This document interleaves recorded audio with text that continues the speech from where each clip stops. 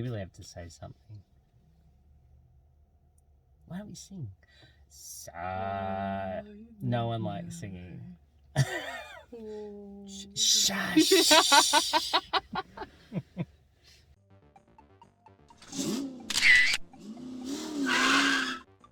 Ho, ho, ho. Hi. And happy instant review. Thalia is so tired. It's Adam and Thalia here with another quick instant movie review for you. Our first Christmas movie review. Yay. Together, and what a film to do it to. Tonight we saw Silent Night. This is the brand new film from director John Woo, his first American film in 20 years. Yeah. Wow. This one stars Joel Kinnaman, who you probably most recently saw in Suicide Squad. He plays Brian, a father. The film opens with him in a Christmas sweater running after some bad guys, and we don't really know what's going on, and most of the story is told in flashback. So that flashback involves his son being gunned down by a stray bullet by a whole heap of gang guys who are having a bit of a gang war out the front of his house. A drive-by bullet kills his young son, and it renders him speechless. He gets shot in the neck. Shot in the neck, as you do. And somehow survives. Somehow survives. Going to ignore that. Exactly right, exactly. And there's a bit of spine damage or something. Yeah, well, something like that, right? yeah. Anyway, so, yeah, fast forward a few months, and is it a few months? Yeah. It's like 3 months or something. No, it's 2 months? It's just under a month. Just over a month. Just over a month. Anyway, timelines are all a bit skewy in this film. But over the course of a year, his marriage basically falls down because he can't communicate with his wife. He has got serious PTSD, and he decides instead of hitting the bottle that he is going to hit a bit of revenge. He hits the bottle too. But then he decides that it's not killing the pain, so instead he's going to kill some bad guys. Yes, that's right. He's going on a full-on vendetta to avenge his son's death. Anyway, what's the unique thing about this film, Thalia? There is no dialogue, except for background dialogue. No one speaks any lines, except for, I think, tiny bit in the beginning, but it's not lines. It's more like mumbles. So no dialogue, no script. Well, there's non-existent. Well, no dialogue in the script. No dialogue exactly in the script. Right. Yes. So interesting. So I mean, this film, I suppose you've got to look at it from the point of view that the actors have to use their facial expressions to communicate their emotions rather than using words. Which the main actor does very well. He does. Joel Kinnaman does a good job, but the words speak louder than actions. Probably not. I think we both have the same issue with this film, and the fact that if the if the physical attribute that's been damaged and isn't present is with something like sight or hearing, deafness. then deafness, then you probably would have a film from the main protagonist's point of view where he couldn't hear anything. You know what I mean? So it's all going to be, what he sees, and that is going to be taken away from him. But not being able to talk doesn't necessarily mean that every other person in your film also doesn't talk.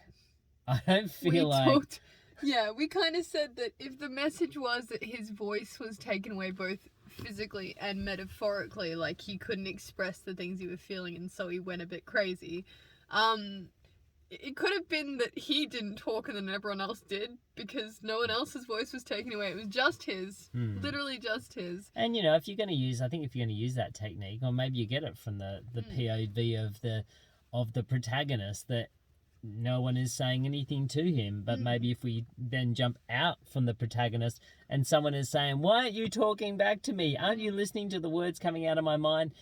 Then yeah, that would have been a better way to do it. But John Woo basically goes, no, my first film in 20 years of an American film is going to be something that is going to be unique in the fact that no one is going to talk.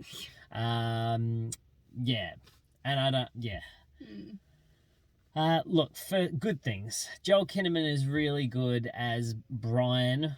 His name is Brian. He looks like a Brian too. Brian's.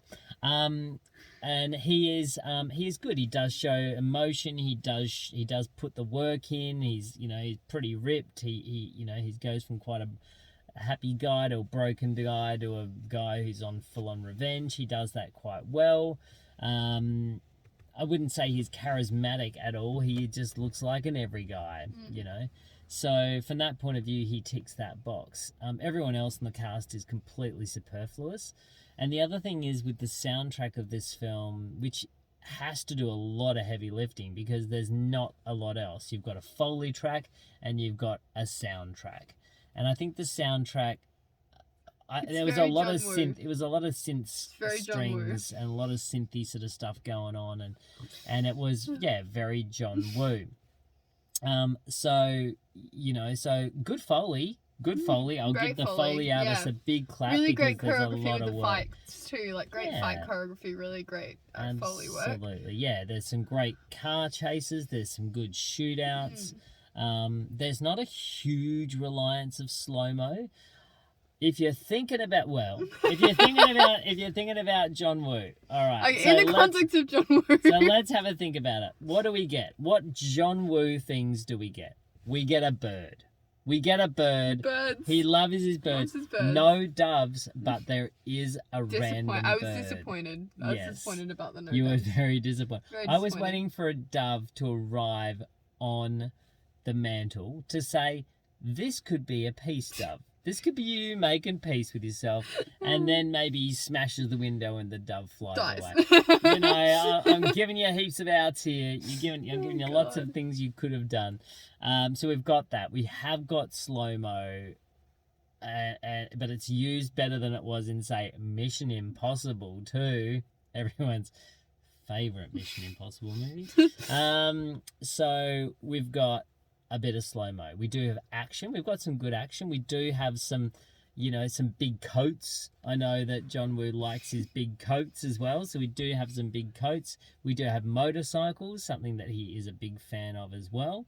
And so we've got those traits, I suppose. And I suppose there's a lot of stuff that John Woo did in the 90s and in the 80s that really did reinforce a certain style of revenge film in a certain way, and some of it good, some of it not so good, and it's been used a lot over the years. And I suppose even films like John Wick could take a few nods out of their book for what was laid very heavily down by John Woo in the 80s and in the 90s. And he had some massive films. Think Broken Arrow, think Face Off. This kind of felt a bit like the gimmick was the problem, I think. If the gimmick was fixed and we actually had dialogue, I think it would have added to the film. Not having dialogue actually takes a lot of stuff away from the film. It makes it a lot more cringy, a little tiny bit. It does. In some of the bits where there's a lot of flashback scenes. Oh. It's so many flashbacks. There's one scene at the end that we just... I can't even go into it about how much it was like... I was sitting there like...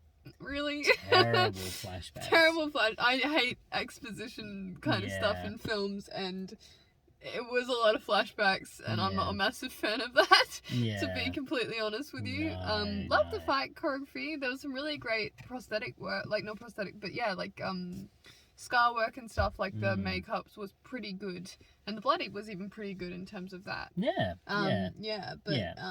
was a lot. There was some good action-y stuff. Yeah, good action stuff, very much so.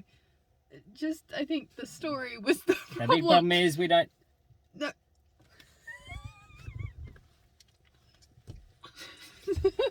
That's the problem. That's the problem. Yeah. That's the problem. And and I think we both said it as well. You can have films that don't have a lot of dialogue. Think about how great A Quiet Place was, and how, that tension was racked up because you wanted not to make a sound. Exactly. Because you were very much in with the characters and that tension that was there.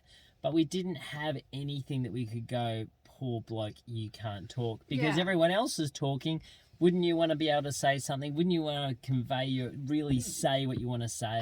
And that's the thing with The Quiet Place. It's because they can't talk, but they can talk physically. Whereas That's with right. this film, he physically cannot talk. So they should have used the fact that everyone else around him can as the tension that builds him to that breaking point. Like that point that he goes, I need to get revenge because no one else is doing anything, and no one else can understand the way I'm feeling truly and properly. Even though his wife was trying. Let's be honest here. She was really trying, and he was just not making an effort. He was not interested. He was not interested. He was like sign language. Yeah. His sign language was like no effort, that. no I effort, don't care. No effort. No I don't effort care whatsoever. about you. I'm just gonna. But yeah, no. I feel like if they utilized the fact that he can't talk as the thing that led him to the breaking point and made that tension